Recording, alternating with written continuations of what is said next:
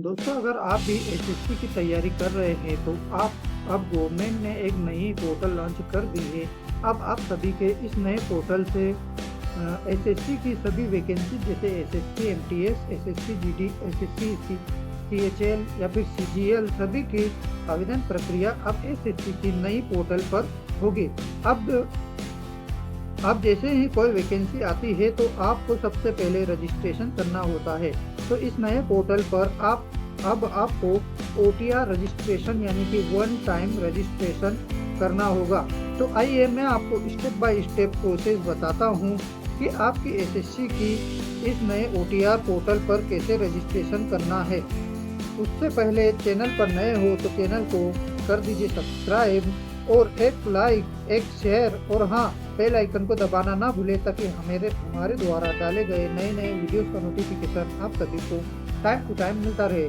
तो चलिए चलते हैं मेरे लैपटॉप या कंप्यूटर की स्क्रीन पर।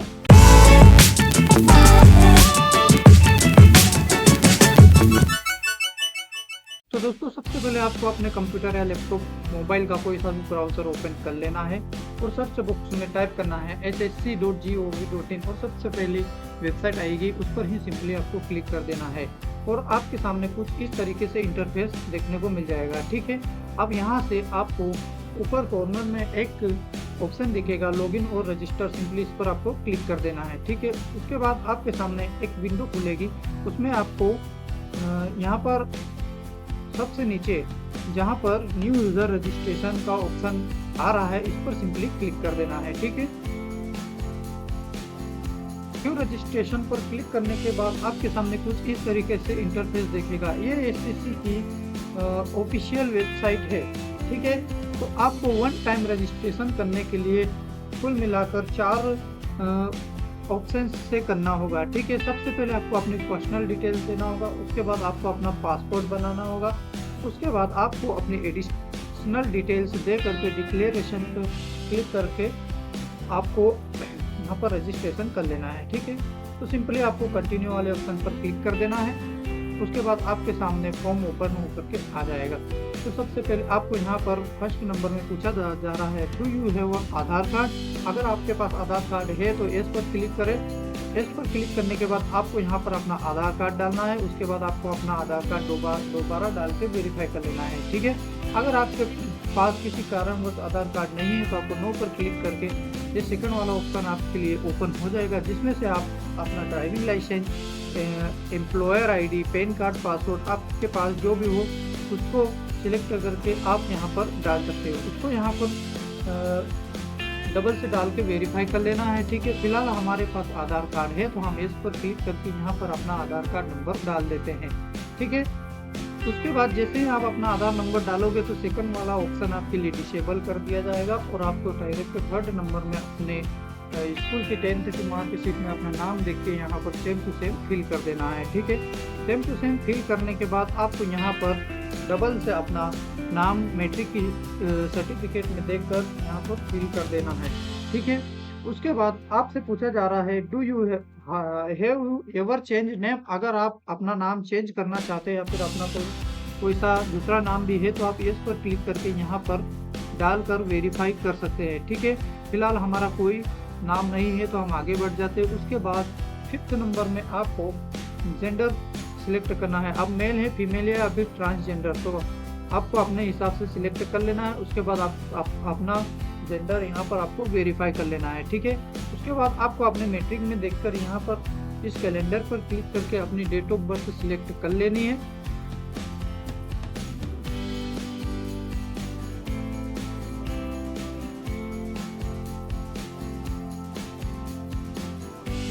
डेट ऑफ बर्थ को सिलेक्ट करने के बाद आपको अपनी डेट ऑफ बर्थ इस कैलेंडर पर क्लिक करके फिर से वेरीफाई कर लेनी है। ठीक है, उसके बाद आपको अपने मैट्रिक्स की सर्टिफिकेट में देख के अपना फादर्स का नाम सेम टू सेम यहाँ फिल कर देना है, उसी नेम को यहाँ पर भी फिल करके वेरीफाई कर लेना है। ठीक है, यहाँ पर अपनी मदर का नाम वेरीफाई कर लेना है। ठीक है, उसके बाद 9th नंबर में मेट्रिकेशन यानी कि 10th क्लास एजुकेशन आपने कौन से बोर्ड से किया था, तो आप अपने मैट्रिक में देख के अपने एजुकेशन अपने बोर्ड को सिलेक्ट कर लेना है, फिर से यहाँ पर वेरीफाई कर लेना है। ठीक है, उसके बाद यहाँ पर आपको अपना 10th का रोल नंबर फिल कर देना है और यहाँ पर इसको वेरीफाई कर लेना है। उसके बाद 12th नंबर में आपने 12th किस ईयर में पास किया था, तो उस ईयर को यहाँ से सिलेक्ट कर लेना है। ठीक है, उसके बाद उसी ईयर को यहाँ पर फिल करके वेरीफाई कर लेना है। उसके बाद यहाँ पर आपको अपना हाईएस्ट एजुकेशन क्वालिफिकेशन देना है। जैसे कि आपने अगर ओनली 10th पास की है तो मेट्रिकेशन 10th पर क्लिक कर लेना है, या फिर आपने हाई सेकेंडरी की है तो 10th + 2 पर क्लिक कर देना है। ग्रेजुएशन, डिप्लोमा, पोस्ट ग्रेजुएशन या फिर पीएचडी आप अपने अकॉर्डिंग सिलेक्ट कर लेना है। ठीक है, उसके बाद यहाँ पर आपको अपनी highest level of education qualification फिर से वेरीफाई कर लेना है। उसके बाद यहाँ पर आपको अपना मोबाइल नंबर डाल के सेंड ओटीपी पर क्लिक कर देना है। सेंड ओटीपी पर जैसे ही आप क्लिक करोगे आपके मोबाइल नंबर पर एक वन टाइम पासवर्ड जाएगा, उसको वेरीफाई कर लेना है। तो हम सेंड ओटीपी पर क्लिक कर देते हैं। ठीक है, ओटीपी फिल करने के बाद आपको वैलिडेट ओटीपी पर क्लिक कर देना है। थोड़ा सा लोडिंग होगा, उसके बाद आपका मोबाइल नंबर यहाँ पर वेरीफाई हो जाएगा। उसके बाद आपको यहाँ पर अपनी ईमेल आईडी टाइप करके उसको भी इसी प्रकार से वेरीफाई कर लेना है। ठीक है, ईमेल ओटीपी फिल करने के बाद वैलिडेट वाले ऑप्शन पर क्लिक कर लेना है। उसके बाद आपका ईमेल ओटीपी भी यहाँ पर सक्सेसफुली वेरीफाई हो जाएगा। उसके बाद आपको सेव एंड नेक्स्ट पर क्लिक कर देना है। ठीक है, ये थोड़ा सा एरर आपको देखने को मिल जाएगा, इसलिए आप बार बार पर इसको क्लिक करते रहिएगा। ठीक है, सेव एंड नेक्स्ट पर क्लिक करेंगे। उसके बाद सिंपली आपके सामने एक पॉपअप मैसेज आ जाएगा जिसमें लिखा होगा सक्सेसफुल पर्सनल डिटेल्स सक्सेसफुली। ठीक है, तो ओके पर क्लिक कर देना है। उसके बाद आपके सामने आपका रजिस्ट्रेशन नंबर यहाँ पर खुल करके आ जाएगा। इसको आपको किसी भी जगह नोट कर लेना है। ठीक है,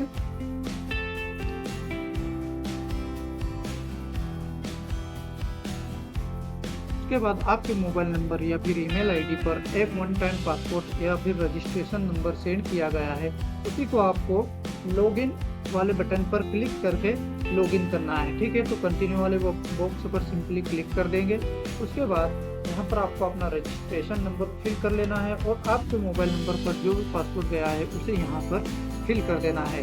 और ये वाला कैप्चा यहाँ पर सेम टू सेम फिल करके साइन इन वाले बटन पर क्लिक कर देना है। मैं फटाफट से जानकारी फिल कर यहाँ पर फिल करने के बाद साइन इन वाले बटन पर क्लिक कर देते हैं। रजिस्ट्रेशन नंबर, पासवर्ड और कैप्चा डाल के लॉगिन वाले बटन पर क्लिक करने के बाद आपको एक न्यू अपना पासवर्ड बनाने के लिए बोला जाएगा। तो आपको सिंपली यहाँ पर अपना ओल्ड पासवर्ड जो भी आपके मोबाइल नंबर पर आया हुआ है उसी को यहाँ पर फिल कर देना है। ठीक है, और यहाँ पर आपको एक न्यू पासवर्ड बना लेना है।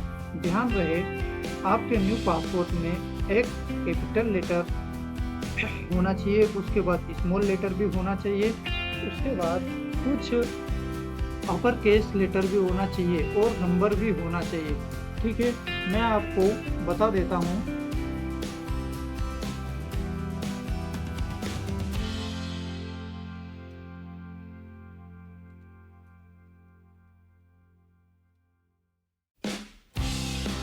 कुछ इस प्रकार से आपको अपना पासवर्ड बनाना है। ठीक है, सबसे पहले कैपिटल लेटर, उसके बाद स्मॉल लेटर और उसके बाद एक अपर केस लेटर और नंबर। ठीक है, इसी प्रकार से आपको अपना पासवर्ड बनाना है। उसके बाद आपको कंफर्म, यहाँ पर आपको अपना पासवर्ड कंफर्म कर लेना है।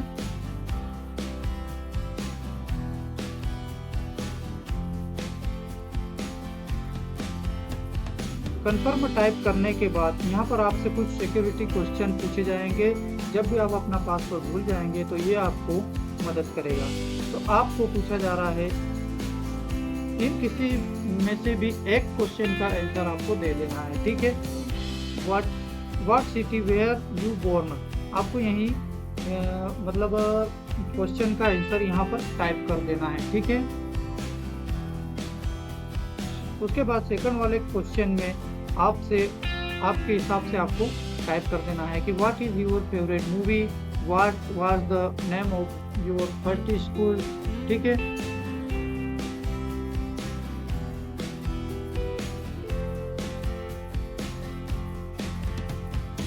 उसके बाद सिंपली सेव एंड नेक्स्ट पर क्लिक कर देना है।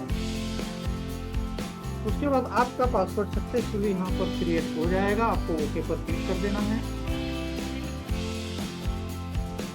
उसके बाद आपको यहाँ पर फिर से लॉगिन करना है, ठीक है। लॉगिन करने के लिए आपके मोबाइल नंबर या फिर आपने जो भी पासवर्ड यहाँ पर बनाया है उस रजिस्ट्रेशन नंबर को यहाँ फिल करना है, उस पासवर्ड को यहाँ फिल कर देना है और ये वाला कैप्चा पिन को फिल करके सिंपली लॉगिन हो जाना है, ठीक है।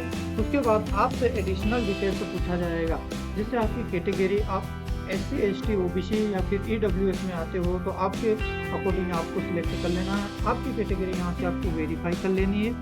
उसके बाद आपको अपनी नेशनलिटी बताना है, तो आपको यहाँ पर एक ऑप्शन दिखेगा सिटीजन ऑफ इंडिया, तो इस पर आपको क्लिक कर देना है, ठीक है।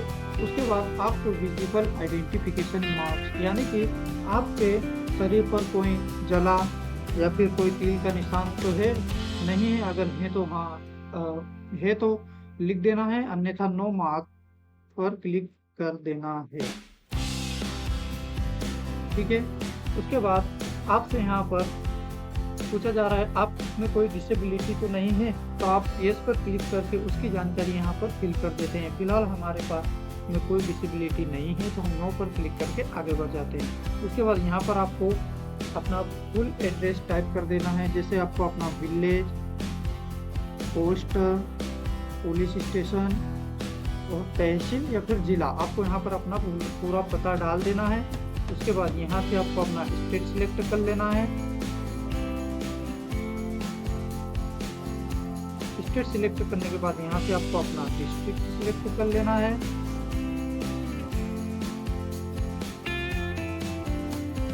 डिस्ट्रिक्ट सिलेक्ट करने के बाद यहाँ पर आपको अपना पिन कोड दे देना है और 7 नंबर में आपसे पूछा जा रहा है कि इस present address same as permanent address, क्या आपका प्रेजेंट एड्रेस परमानेंट एड्रेस के समान है, तो यस पर क्लिक करके आगे बढ़ जाना है, अन्यथा आपको इसको फिल करके सेव में फटाफट से सारी जानकारी फिल कर देता हूँ। सारी जानकारी फिल कर दिए, अब सिंपली सेव नेक्स्ट पर क्लिक कर देता हूँ, ठीक है।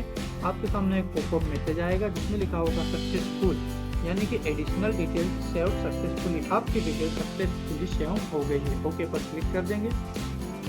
उसके बाद ये वाला डिक्लेरेशन क्लिक करके आपको व्यू OTR पर क्लिक कर देना है।